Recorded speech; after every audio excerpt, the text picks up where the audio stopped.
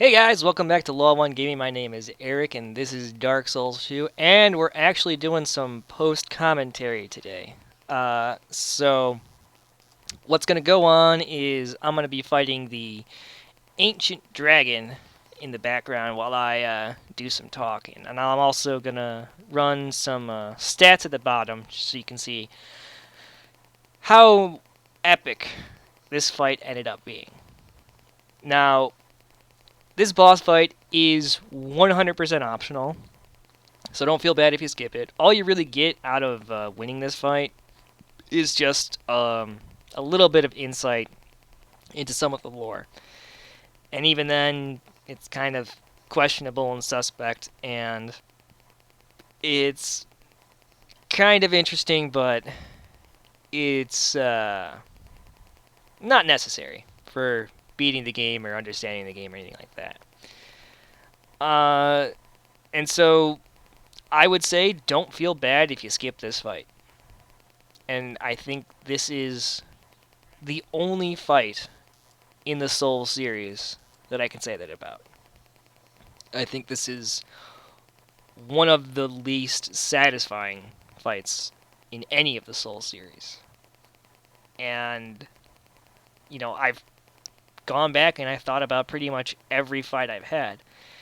And while not every fight is, the coolest fight, or I didn't feel like I was always a badass or anything like that, I've always felt that the fights were appropriate for the setting and the story and whatever else was going on. I felt like the fights themselves told me more about what was happening. Or, if they weren't that, then they were badass. They were cool. I always felt, like I had done something. This fight is not that way. This fight is just arbitrarily difficult to like an MMO quality. And I don't mean to like riff on MMOs. I understand a lot of people enjoy them and all of that. But MMO fights and Dark Souls fights are inherently different because from what I played MMOs, a lot of it's just kind of been stand near the enemy and use your abilities at the right time. But you could, especially like for bigger fights from Final Fantasy 11 where there's plus 18 people involved, like you could easily just be left out of the entire fight and just kind of be a cheerleader for your Link shell and all of that stuff, or your clan if it's more marketable to people. And MMO type fights are just kind of you throw numbers at the enemy and the bigger number wins. And there's obviously more strategy involved than just that, but it's a lot of it comes down to, do you have the better numbers? And I guess teamwork and coordination is part of it, but a bunch of level ones are never going to be strong enough to do anything, even if you give them all the respawns in the world. So this fight very much felt like that sort of fight, just because of this guy's just one-shot capabilities. And it's just it's not up to me if I win this fight. It's very much up to him. If he wants to use his mega attack, I'm not going to win this fight.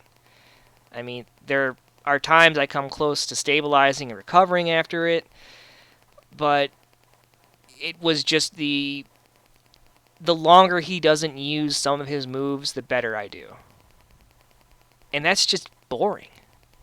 Not just from a gameplay perspective, but from a game immersion perspective. It's frustrating because my main strategy just came down to not being one-shotted. And every attack this guy has is one-shotting. So my strategy then just came down to, okay, limit the amount of moves he'll use so I can easily beat him. And it's boring. And like I said, it's just terribly frustrating because, you don't have full control over a dragon. And on top of that, the arena itself is just incredibly boring because when you're doing this fight properly, you're not using any of it. You're just kind of standing between his toes. And so I think this is one of the worst fights for a Dark Souls game. I think it's very poor design and it's very poor direction. I mean, if the intent of the fight is, this is a big thing, you shouldn't mess with it, fine. But that doesn't belong in the Soul series. If you give me an enemy that I can't attack, you can bet your bottom dollar I am going to attack it.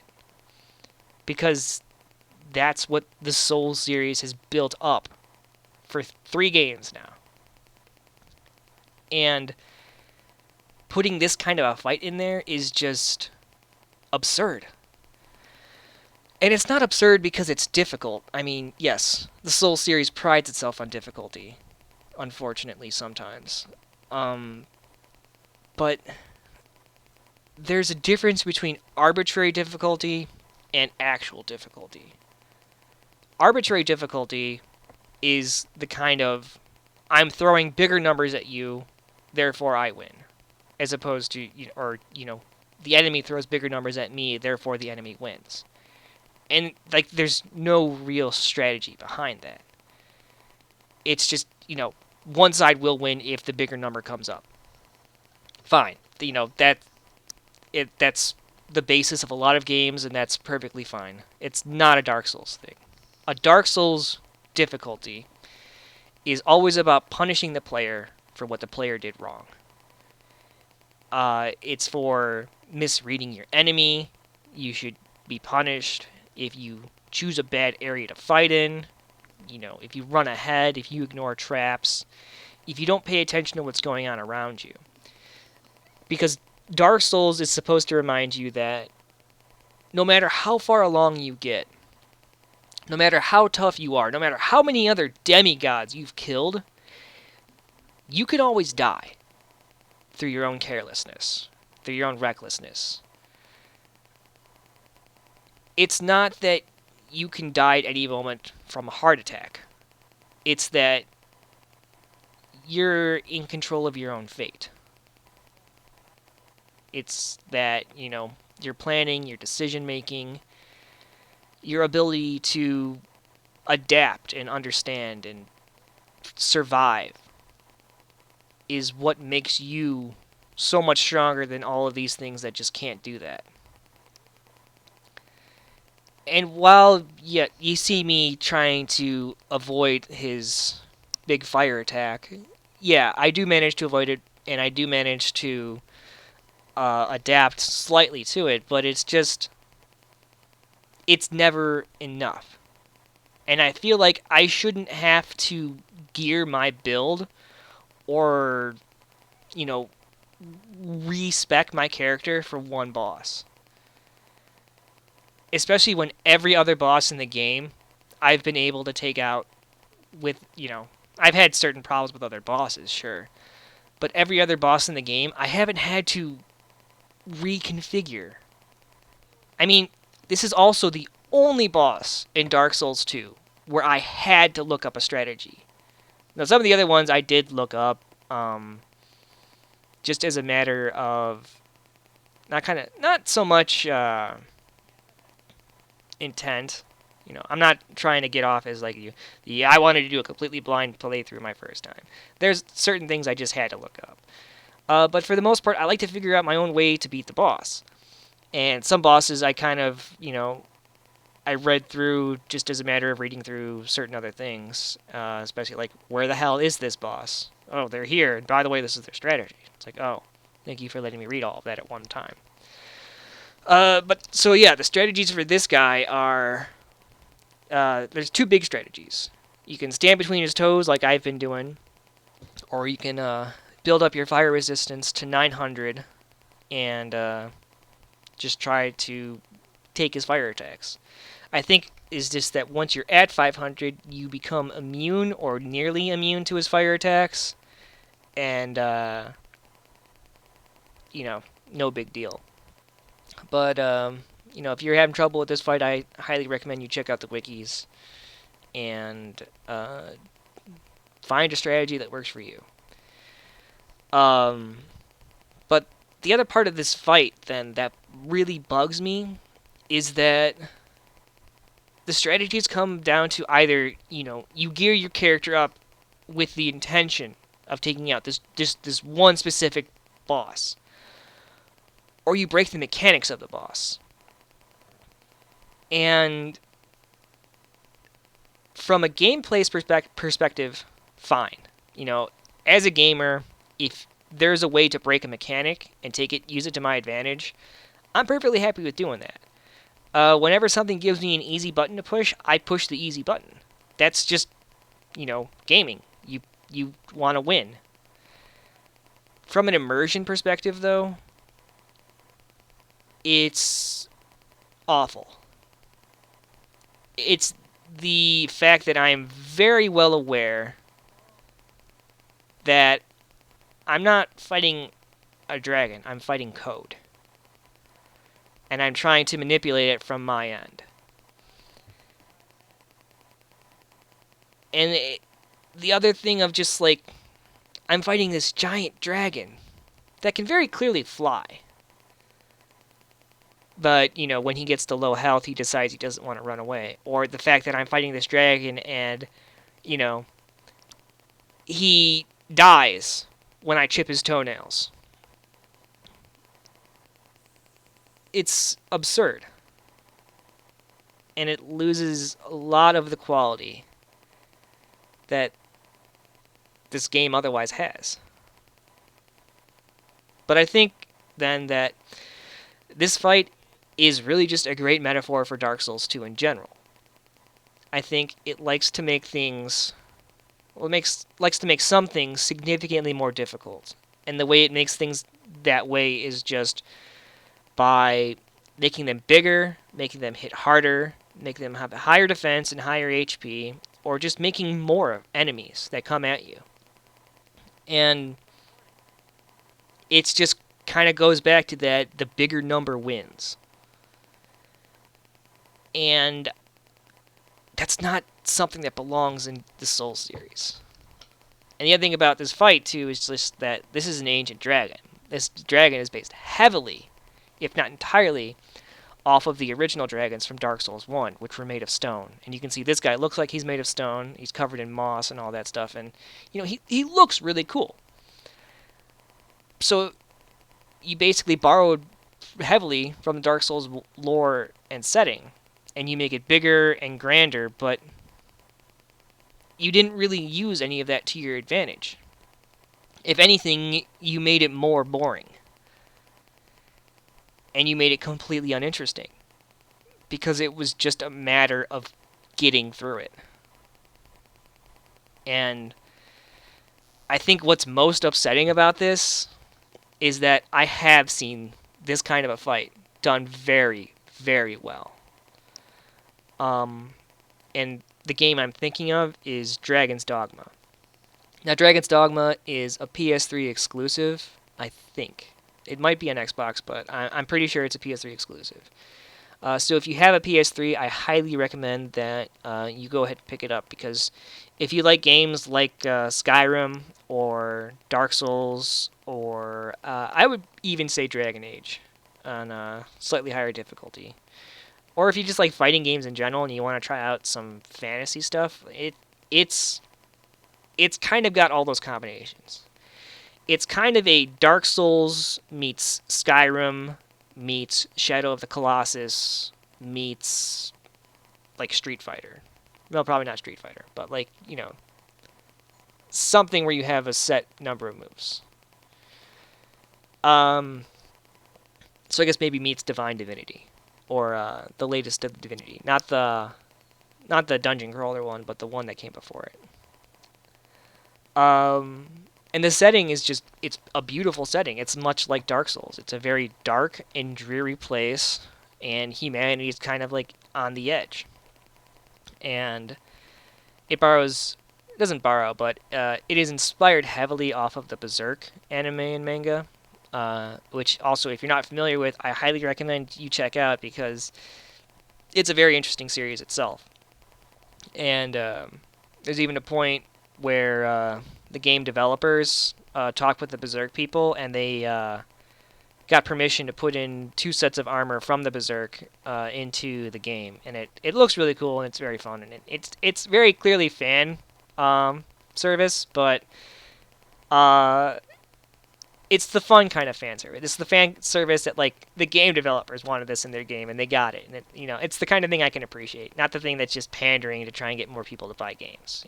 I understand gaming is a business and you have to do that, but I mean, it makes the game less quality when it's more about just marketing a game. Um, but yeah, Dragon's Dogma. Uh, what it does right with these boss fights is that, well, first of all, it understands the difference between a wyvern, a drake, and a dragon, which not even Skyrim got right. Because dragons have 4 legs and 2 wings. Wyverns have 2 legs and 2 wings, and the Skyrim dragons are actually wyverns, except maybe for Alduin, but I'm not entirely sure. I don't remember. But anyway, what they do right in that game is that you can climb over your enemies, your big enemies, and you fight wyverns, drakes, and dragons, and also griffins and trolls and ogres and probably a bunch of other things that I'm forgetting about. But you can climb all over them. You can use certain move sets that are better at fighting them. You can buff your gear out, and you farm them for upgrades. Oh, hydras! Oh my god, the hydra fights are my favorite. What was I saying? Yeah, like you can I mean like you react to them, and you can damage certain parts of the enemy, and make them weaker or make them change their strategy. Or it's like you look for the enemy weak points and you expose them and you exploit them. And that's kind of what it should be when you're fighting a big thing. Is like, if this is truly one of the immortal dragons, then it shouldn't just be that I hit its toes enough time and it falls over. It should be that I have to exploit a weakness. I have to get to it's the kind of the trope of bosses being in stages, where like there's the Form 1, Form 2, Form 3 kind of stuff. And I think Dragon's Dogma does a great job of having something like that, but not actually being okay, this is the second stage of the boss. Kind of like how some enemies in Zelda are this is stage 2 of the boss. Now that you've done the first mechanic 3 times, now do this another mechanic 3 times, or something like that. And while Dragon's Dogma isn't as much a skill-based thing, there is still a lot of skill involved. There's a lot of strategy and planning, and you learn from your mistakes in Dragon's Dogma. And I think it's a very hard game. It is very unforgiving. And I think one of the most difficult things about it is just getting around. Because, like Skyrim, it's pretty open world, but there is no fast travel button. So you plan your adventures before you make them. And that's just a bit of immersion I thought was cool. It's like there are a few things that do teleportation, but they're very hard to get, and you plan those things very carefully as to areas you don't want to go through over and over again. But you learn the map, you go through the environment, you see everything that way, and you take different routes based off of your experiences the last time, and you plan ahead for, if I'm going to this new area, I'm bringing a lot of supplies with me, which is just, it's awesome from an immersion perspective. Like, I felt like I was planning an adventure, and I don't often get to feel like that when I'm playing a game. But the fights are always interesting. I mean, the first time you beat a dragon, it's incredible. And you feel like the biggest badass in the world. This is, of course, after hundreds of times of dying. And, unlike Dark Souls, where you might be able to uh, beat a boss on level 1, you're never going to do that in Dragon's Dogma. You have to gear up, you have to level up and all of that stuff too, which is fine. That's what the game is. But Dark Souls isn't supposed to be that way. Dark Souls is supposed to be you just like your choices make the game. And this fight really wasn't like that. But it's not all negative. This one fight aside, I think this game is a very strong game. But I think at this point, I am where a lot of other Dark Souls fans are. I think it's a good game, but I'm just disappointed. And I think that's unfortunate. The other bright side is that we learned quite a bit about our character. I learned kind of what my playstyle was and how I like to avoid things a little bit more. Of course, I try to learn something with that with every fight, even just against regular minions. But I learned that this character has some pretty significant weaknesses. So I'm not entirely sure what I'm going to do in the future about this character. I think what we will do is we're going to stay true to the Sunbro run. We're going to go ahead and get some of the optional things done. I think what I'm going to do is, so far as gameplay or story goes, is I'm going to finish up all the way up until the final boss. Then I'm going to quickly try to run through the DLCs, other than maybe the optional co-op bosses. And then I'll go ahead and finish the game. And then when the new DLC comes out, maybe I'll go ahead and post that. Maybe I'll just leave that up to the viewer to check it out. There's tons of other YouTubers who do it just as much justice as I could, or better. But otherwise, I think at this point in the game's development, the Faith build is the weakest build. And I think that's disappointing. I think they've shifted it way more to a supportive role, which is, boring, and I don't know. So otherwise, I think we'll stick true. We'll get through the rest of the game, and then we'll see what goes from there. So this has been Law 1 Gaming. I'll go ahead and put some music up for the rest of the video. So if you enjoyed what you saw, please like, comment, or subscribe. I do appreciate all of the feedback that you guys are giving me right now. And otherwise, I'll see you in the next video.